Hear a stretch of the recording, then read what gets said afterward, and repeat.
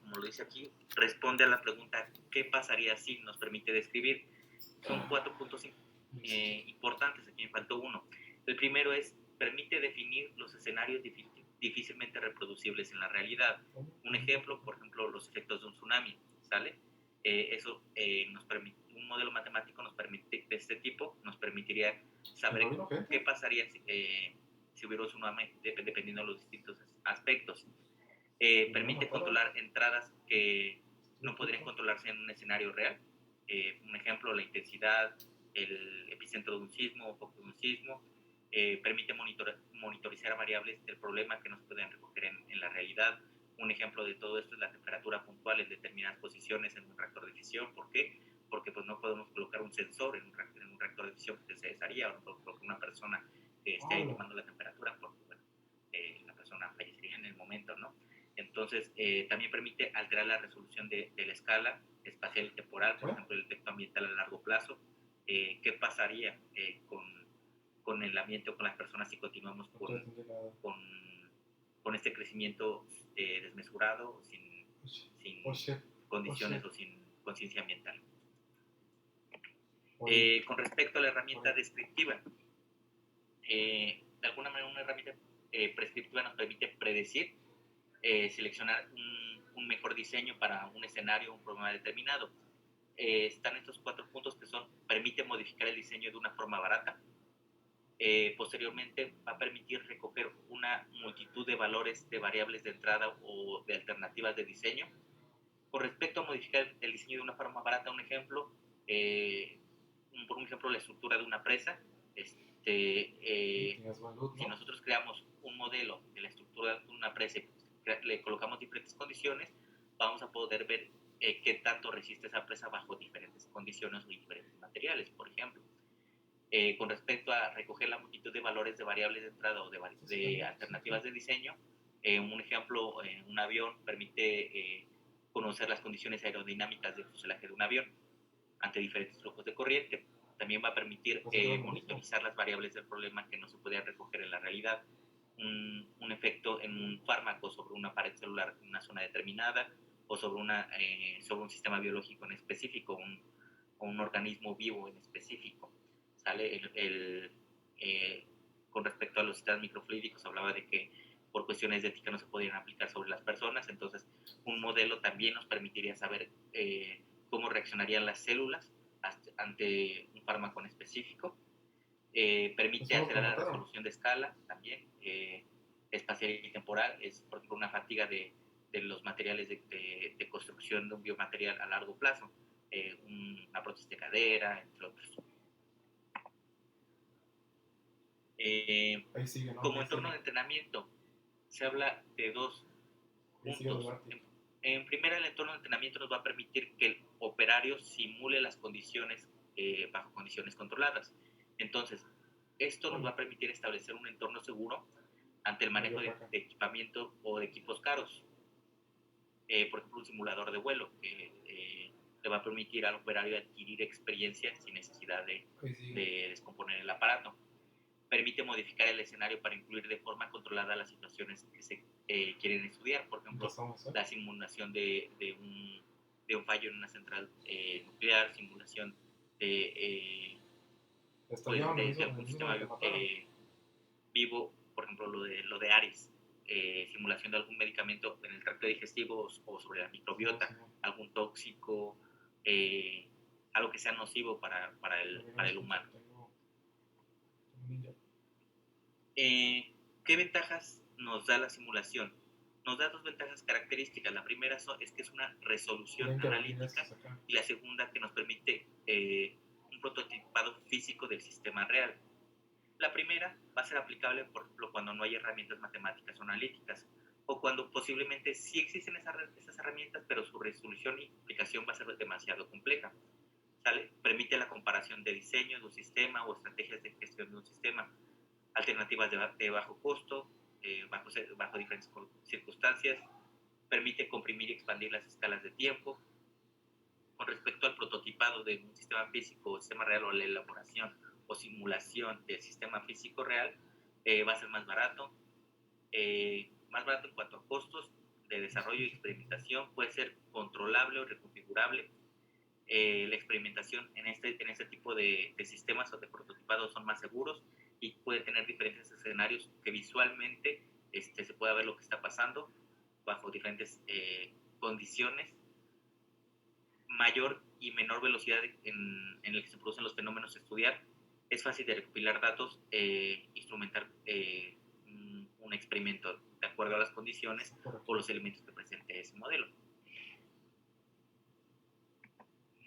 ¿Qué inconvenientes nos da esa simulación o modelado con respecto a las cuestiones analíticas y prototipado? Con respecto, por ejemplo, a modelos estocásticos, que se habla de un poquito de probabilidad, es la simulación va a proporcionar una estimación de la solución, no algo tan específico como una aproximación real. Se tiene que tomar en cuenta esa aproximación, el porcentaje de esa aproximación. Un ejemplo, si te dice que se aproxima a un 70%, tendrías que tomar en cuenta cuáles son los puntos de riesgo que tienes que tomar en el transcurso del experimento. ¿Por qué? Porque se sabe que existe, por ejemplo, un 30% de que no ocurra lo que está pasando. No vayas. A menudo la simulación es costosa en tiempo y recursos, además de que se necesita una persona especializada que conozca qué es lo que está arrojando la estimación y, bueno, la simulación y cuáles son los posibles resultados y qué decisiones tomar con respecto a esa simulación. Entonces, las personas especializadas en este caso podrían ser ustedes o serían ustedes. El modelo no es válido si los resultados no son correctos. Podemos nosotros generar un modelo que se comporte de manera muy adecuada o muy bien. Sin embargo, si no se aplica normalmente a lo que está pasando en la realidad, el modelo no sirve. Adicionalmente, normalmente a veces se pueden requerir equipos costosos. Ese es otro inconveniente de la simulación. Programas que son de pago también es otro inconveniente de la simulación. Se requiere capacitación para simular. Ese es otro inconveniente. Con respecto al prototipado o la simulación en un sistema real, la calidad del análisis normalmente va a depender de la habilidad del modelador en crear un modelo fiel a lo que esté pasando. Entonces, no todas las personas van a tener las condiciones y la capacidad para desarrollar un modelo adecuado a lo que está pasando realmente. Van a tener sus limitaciones de acuerdo a la capacitación que tenga esa persona. De aquí se habla que es un arte y una ciencia modelar. Aquí está lo mismo que les comentaba, los resultados de las simulaciones pueden ser complicados de interpretar. Igualmente te puede arrojar una gráfica 3D o cosas así que se vean muy padres, pero si no sabes qué es lo que modelaste, bajo qué condiciones lo hiciste, es difícil de interpretar, y mucho más bajo diferentes condiciones. ¿Otra? Aunque normalmente te va a permitir probar el sistema antes de comprometer los recursos, al final el prototipo y el sistema se tiene que desarrollar. Entonces, te permite eliminar diferentes condiciones. Sin embargo, hasta el final, bajo las mejores condiciones, tú tienes que desarrollar lo que estés haciendo o experimentar para validar. ¿Hasta aquí alguna duda o pregunta?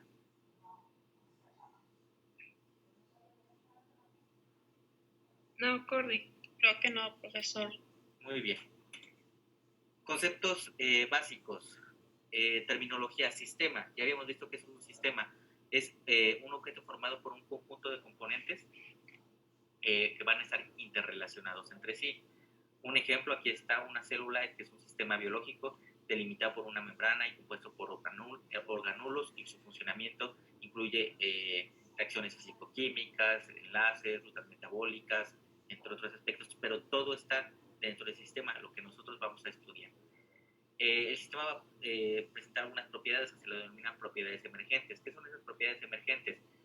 Por ejemplo, una propiedad emergente es que la célula va a tener vida. Es un ejemplo de una propiedad que no se presenta en el sistema, que no la puedes ver, pero que es intrínseca del sistema. Si la célula no está viva, pues no es un sistema que nosotros queramos estudiar, ya no tiene la propiedad que nosotros queremos. ¿Sale?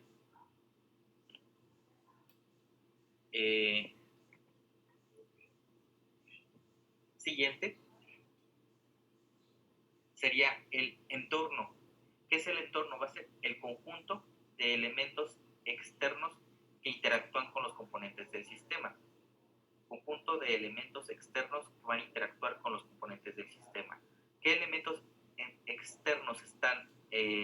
fuera del sistema, pues normalmente pueden ser los nutrientes, la glucosa que se le va a adicionar a esa célula.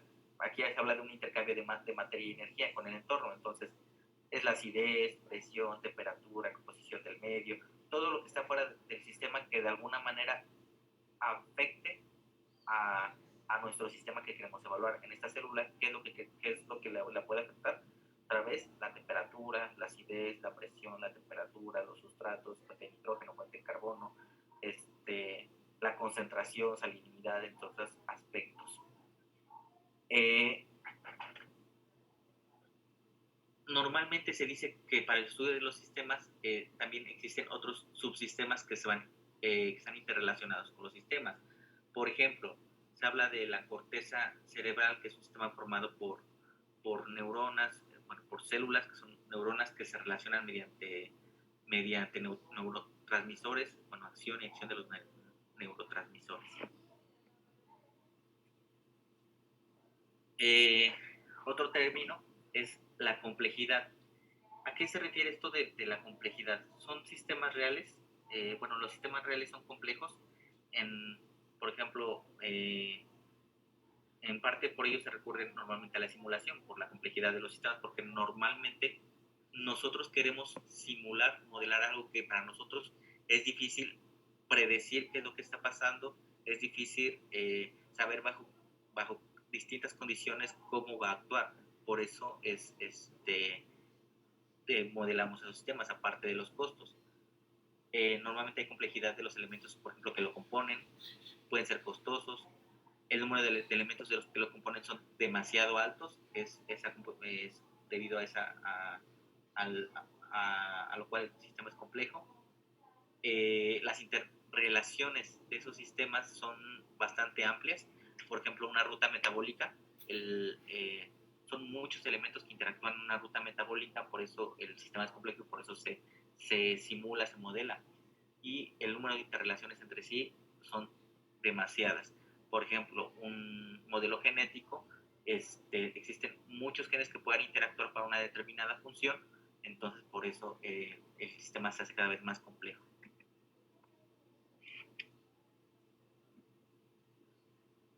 Ok, con respecto a la experimentación y la modelización, normalmente vamos a tener un determinado sistema. Después de ese sistema se van a hacer experimentos con sistemas físicos y son económicos. Si son demasiado costosos o hay demasiadas variables, se puede recurrir a la experimentación con un modelo del sistema. Aquí se habla que se haga un modelo físico o un modelo matemático. ¿Qué es un modelo físico y qué es un modelo matemático? ¿O qué crees que es un modelo físico o a qué crees que se refiere con un modelo físico o con un modelo matemático? Vamos a dar un nombre. Alma, ya está en 32. Empiezo a grabar. Mande. Ya está grabando. Recording in progress. Espérame un momento. Normalmente, ¿por qué quiero que estén? Porque ya saben, normalmente dejo empiezo a grabar las clases, pues pueden asistir 1 o 2 estudiantes y los demás no van a estar. Entonces no es el objetivo. Sale, Alma. Aquí mencionaban que la experimentación, una vez que tenemos este modelo, podemos hacer experimentos con modelos físicos o con modelos matemáticos. Dame un ejemplo de un modelo físico. Bueno, si en el físico se supone que se interrelacionan los elementos, sería algo que podríamos hacer a escala, como, no sé, como si queremos modelar el proceso, no sé, de poner una placa a alguien, pues tenemos que modelar cómo va a interactuar la placa con, no sé, con la piel del paciente o así. Exacto, también, por ejemplo, aquí también se habla de todo lo que se habla de microfluídica, lo de las ratas que pueden ser modelos analógicos físicos, y bueno, también se habla de un modelo con respecto a lo que puede ocurrir en una enfermedad, entonces habla de un modelo físico. Gracias. Modelos matemáticos, una vez que tenemos el modelo matemático, tenemos que realizar una solución analítica, es un modelo matemático, y la simulación, que es colocarle diferentes condiciones a ese modelo modelo y ver lo que está arrojando. La simulación, más adelante se los voy a explicar, no solamente se puede hacer manual, puede hacerse por medio de programas, puede hacerse por medio de algoritmos que te permitan realizarlo de forma más rápida. Tiene sus inconvenientes, como lo mencioné anteriormente, la simulación puede ser costosa, necesitaría ser realizada por alguien experto. Sin embargo, también tiene las ventajas de que es algo rápido.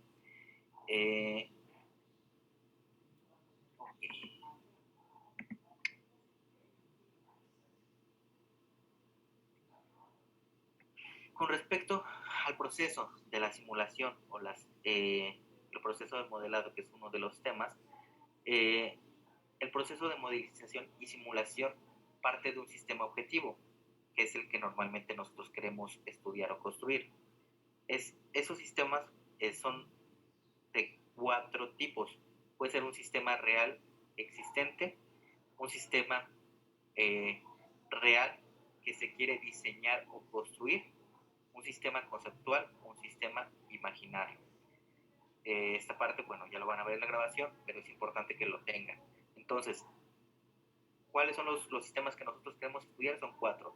Otra vez, el sistema real o es algo que ya existe, el sistema real que queremos construir o diseñar, un concepto, un sistema conceptual o un sistema imaginario, que no existe en la realidad, es algo nuevo.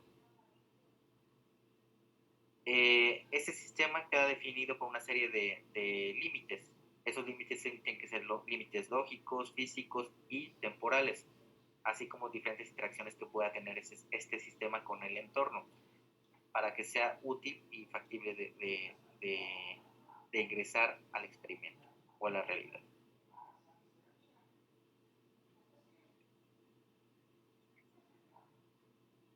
Tenemos aquí otro concepto de modelo de los 4 que se han ingresado, que es la descripción simplificada de un sistema obtenida como resultado de un proceso de abstracción del mismo. La descripción debe ser normalmente adecuada al estudio del sistema objetivo que se quiere realizar y las características del sistema en la que estamos interesados, así como las condiciones de entorno a las que queremos someter ese sistema. Dentro del modelo tenemos lo que se conoce como variables de estado. Aquí nos dice que son el conjunto mínimo de variables necesarias para describir todos los aspectos de interés del sistema. Un ejemplo, si hablamos de una fermentación, ¿cuáles serían las variables necesarias para describir ese sistema? Posiblemente el microorganismo, posiblemente la cantidad de nutrimentos que necesita, agua, temperatura, presión, humedad, la cantidad de microorganismos que están creciendo, el tiempo, que de alguna manera es una variable que es de interés, ¿sale? El modelo debe ser adecuado al estudio del sistema objetivo que se quiera realizar. Aquí se habla de las características del sistema en el que estamos interesados.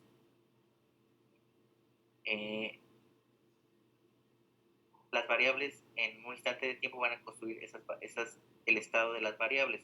¿Por qué? Porque las variables van a tender a cambiar conforme va avanzando el experimento. ¿De qué dependerán las variables que nosotros utilicemos en un experimento? Normalmente de lo que queremos representar. Un ejemplo, aquí dice que depende de la óptica de la persona. Está el ingeniero Axel y está desarrollando un modelo. Sale un modelo de crecimiento, un modelo de un virus, un ejemplo. ¿Sale? Entonces, puede analizarlo desde diferentes perspectivas. ¿Cuántas personas se están contaminando con ese virus? ¿Cuánta gente muerta hay? ¿Cuántas personas se recuperaron? Y cuánta gente enferma hay. ¿Sale? Son 3 características que de hecho están en un artículo que el curso pasado se los había pasado. Pero también puede analizarlo desde la perspectiva de los tipos de virus que tiene esa persona, ¿sale? Si hablamos del coronavirus, qué tipo es el delta o gamma, no sé qué tantas variantes ya existen, pero también puede analizarlas desde las condiciones génicas. Igual también puede analizarlas desde las vacunas que ya se aplicaron y la eficiencia que puedan tener esas vacunas. Entonces, los modelos es cierto, son sistemas cerrados, son sistemas específicos a un determinado objeto de estudio y dependen de nuestra hipótesis. Quizás, ojalá y eso se entienda desde un principio. Sin embargo, son sistemas que te permiten entender qué es lo que está pasando y qué es lo que va a pasar con tu objeto de estudio, sin necesidad de gastar demasiado, por así decirlo, de hacer experimentación en el momento. O sea, una vez que tenga resultado puede ser la experimentación, la simulación o la validación. Las variables que se utilizan dentro del modelo se hablan de dos tipos, discretas y continuas. Las discretas son una serie específica o finita o limitada de valores. Las continuas están dentro del rango de los números reales, entonces son infinitas, ¿sale? Para resolver un modelo, normalmente se hablan de dos tipos, métodos analíticos o por medio de simulación. Dice aquí, el sistema objetivo es complejo y el modelo también lo puede ser, por menos, pero al estar definido en términos matemáticos es resolvible o resoluble por dos sistemas, un método analítico o por métodos de simulación, ¿sale? ¿A qué se refiere métodos analíticos, métodos de simulación? Aquí te dice, por ejemplo, el método de simulación. Evaluar el modelo numéricamente y recopilar datos para estimar sus características. Voy a dar un nombre y me da su forma de pensar o qué es lo que cree que es, a qué se refiere con el método analítico o a qué se refiere por medio de la simulación. Aleatorio. Christopher. Quiero decir Narda, pero dice que siempre la menciono.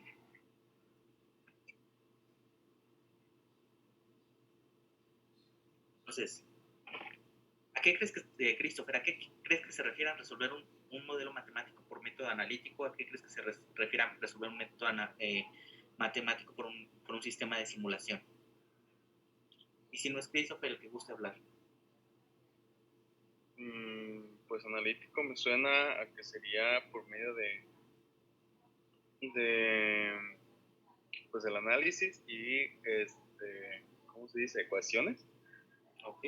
Simulación ya sería como esas ecuaciones aplicadas en algún programa para poder predecir algo así.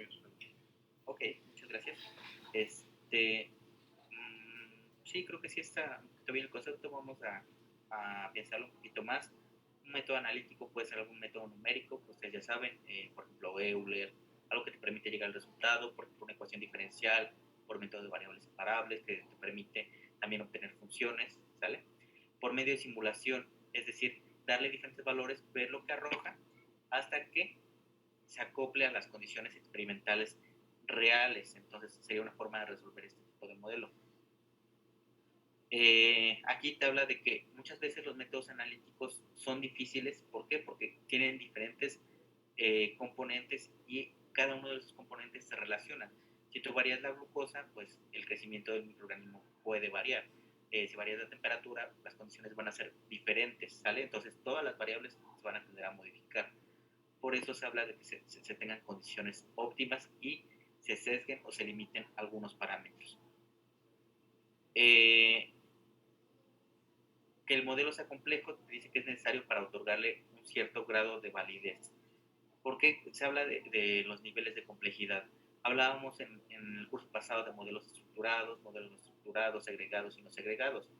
Cuando hablábamos de complejidad estructurado y no segregado, se hablaba de que tomaba en cuenta, por ejemplo, la célula como un ente, como algo único, y estudiaba la célula, las diferentes interacciones para saber qué es lo que pasaba en el exterior, es decir, cómo se alimentaba la célula por un organismo único, cómo crecía, y así los diferentes elementos dentro de un sistema.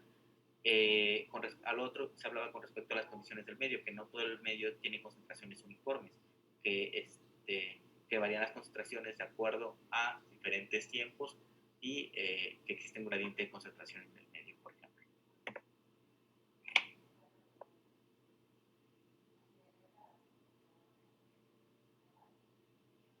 Entonces, aquí te habla, resolución analítica cuando el modelo es suficientemente simple como para que las herramientas matemáticas disponibles puedan resolverlo. ecuaciones diferenciales, por ejemplo. Y la simulación va a consistir en operar un modelo matemático que represente al sistema objetivo.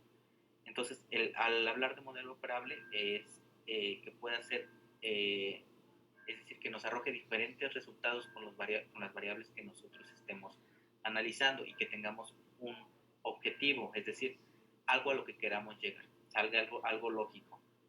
¿A qué me refiero con objetivo? A veces se hablan de palabras un poquito complicadas. El objetivo es, por ejemplo, si tengo 50 personas infectadas al día, ¿sale? Que el comportamiento de mi simulación me dé esas 50 personas infectadas al día.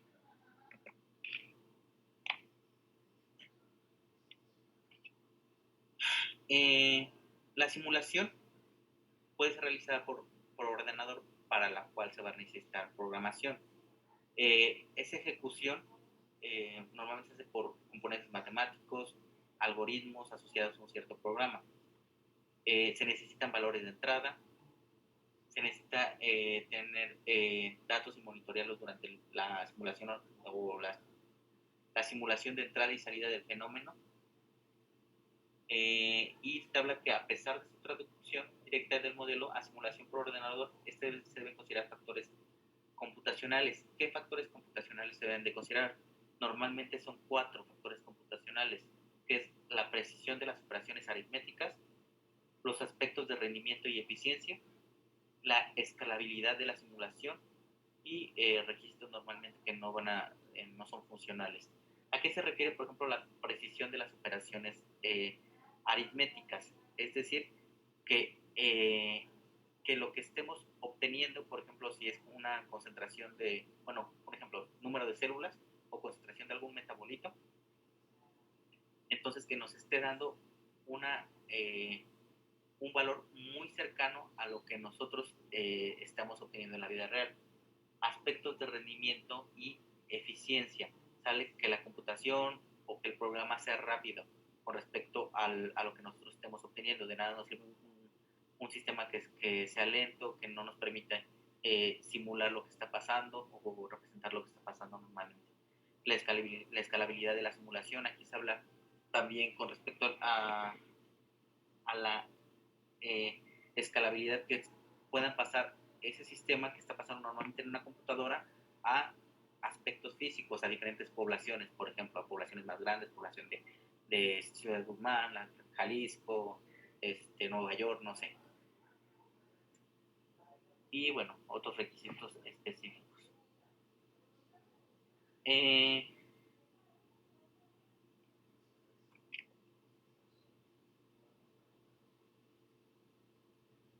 Normalmente los modelos computacionales, cuando se utiliza la simulación con fines de diseño, nos permiten tener diferentes herramientas. Por ejemplo, permite definir metodologías de diseño interactiva que incluyen ciclos o bucles con herramientas interactivas de diseño, con simulaciones de modelos, con visualización científica y analítica de datos o de análisis de datos. Y el objetivo de los modelos no siempre el objetivo va a ser obtener modelos, sino que sean sistemas factibles, fieles a lo que está pasando y que se puedan extender, cambiar o modificar. De nada nos sirve un sistema estricto que solamente se aplique en Ciudad Guzmán o en la colonia, no sé, Camichines, si ese sistema no se puede extrapolar a los diferentes entornos. Más aún si el modelo se ha hecho complejo, o ha tomado demasiado tiempo para poderse realizar y no puede ser extrapolable o aplicable a otras colonias, a ciudades o a diferentes entornos.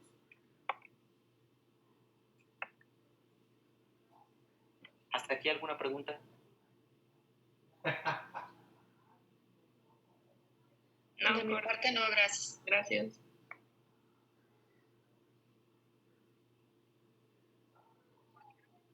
Ok. Muy bien.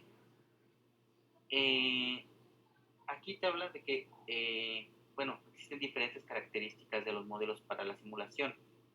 La primera es que sea una representación abstracta y simplificada de lo que está pasando, algo que nosotros podamos comprender y entender. Un ejemplo, los sistemas génicos, regresamos, son sistemas muy complejos, que si se arroja toda la información a la persona no sería fácil de comprenderla o entenderla. Un ejemplo de cómo lo pueden entender pueden ser los microarreglos, que te miden, un ejemplo, los niveles de expresión, ¿sale? Entonces te permiten asociar los niveles de expresión de esos genes con la presencia, por ejemplo, de alguna enfermedad. ¿Y por qué son sistemas fáciles, abstractos o simples de entenderse? Porque se representan por medio de colores.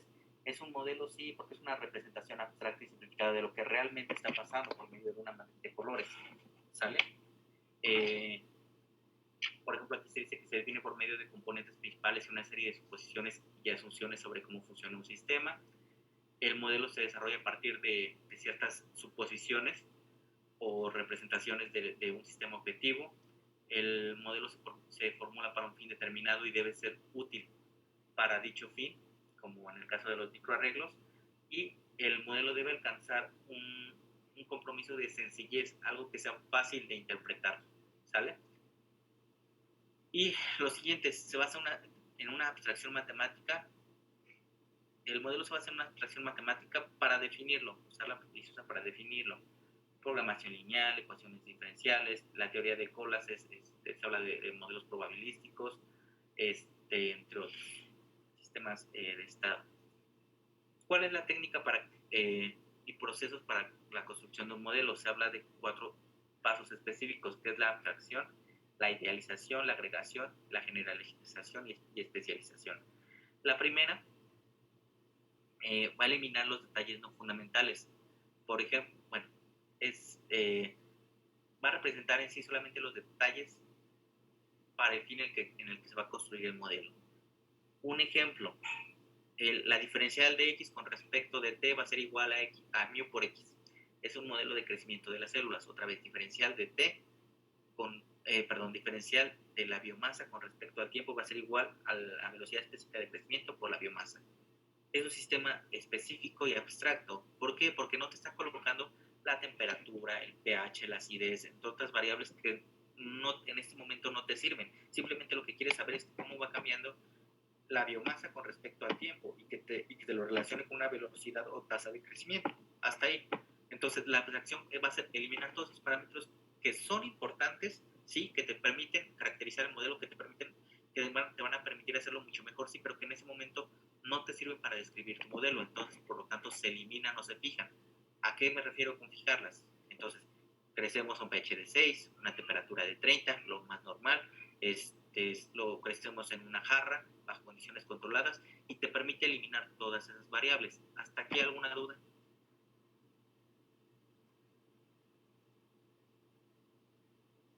No, profe, todo bien. Muy bien.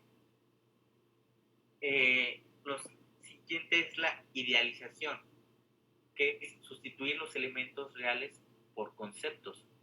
Por ejemplo, sustituir las medidas reales por una función. ¿Sale? ¿A qué estamos pasando la idealización? A sustituir lo que está pasando del crecimiento de una célula por una función, por una ecuación, por un modelo lingüístico, por algo que te permita asociarlo. Imágenes, gráficos. Entonces es transportar toda esta parte para poderla comprender.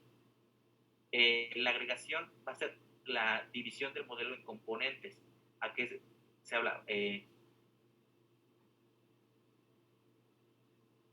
Se habla de la parte de los estados, las operaciones que van a tener, los estados las variables de estados, los componentes que se van a relacionar entre el modelo. Entonces, otra vez, la agregación va a ser dividir ese modelo en diferentes partes.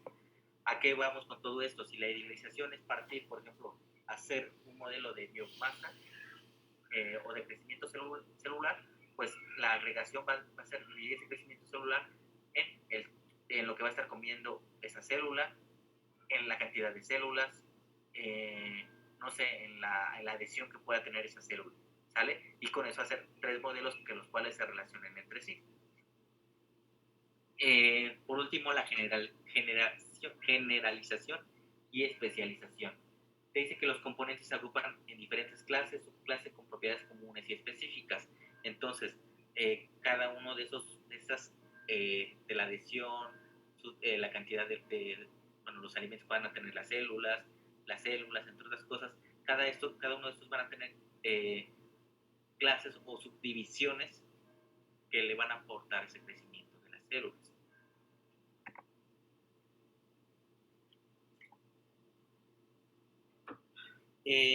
Aquí se habla una conceptualización de cómo se realiza el modelo.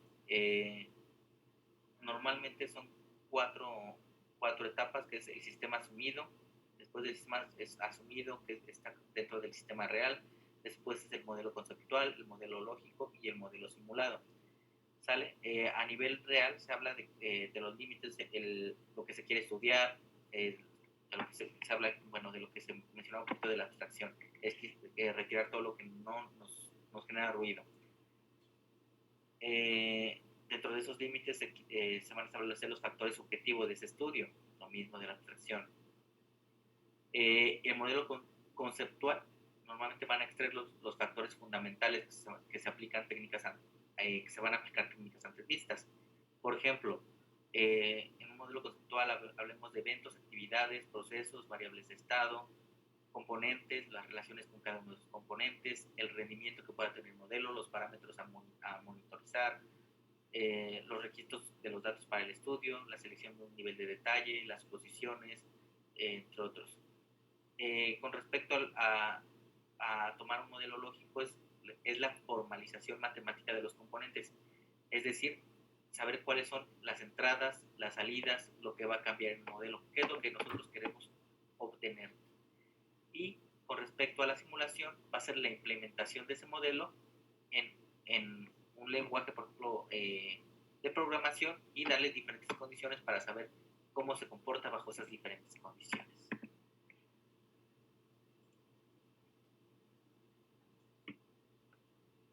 Por ejemplo, aquí hay un ejemplo que es un ejemplo de la caída libre de una bola de acero. El modelo conceptual se habla de que en la caída libre se puede despreciar la resistencia del aire. Entonces, eso es la abstracción, despreciar la resistencia del aire, despreciar por ejemplo, la temperatura, la velocidad del viento que pueda afectar dentro de esta parte. Bueno, también hablaría de la resistencia del aire. La conceptualización es pasar ese modelo hacia una función o una ecuación, ¿sale? La función nos va a relacionar dos variables, por ejemplo, el tiempo y la velocidad, por ejemplo. La conceptualización se habla de que si la altura, por ejemplo, en este caso, si la altura no es muy grande, se podrá considerar que la densidad del aire es constante.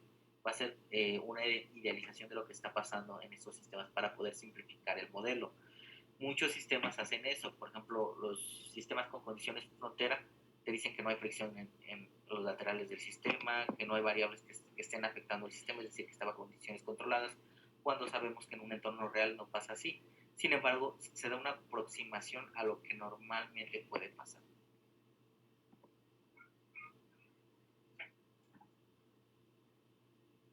Con respecto a la tipología de los modelos, debemos saber las dimensiones y determinismo. ¿Qué son las dimensiones? Es qué fenómeno queremos estudiar ese modelo: crecimiento, temperatura, toxicidad, entre otros aspectos. Existen dos aspectos generales, que son los aspectos de ámbito y los aspectos de detalle. Los primeros se hablan de la amplitud del entorno que afecta a los fenómenos que estudia el modelo, y de detalle se habla de la definición de la escala de los efectos que hay que seleccionar para estudiar el fenómeno. Un ejemplo, en el lago Zapotlán, si hablamos de las dimensiones del fenómeno que queremos estudiar, un ejemplo, la contaminación del lago Zapotlán, los aspectos de ámbito es ¿qué afecta ese lago Zapotlán para que se esté contaminando? Pues las descargas de aguas residuales, la descarga, por ejemplo, de grasas, pues la falta de lluvia, los fertilizantes. Entonces, todos esos son aspectos de ámbito.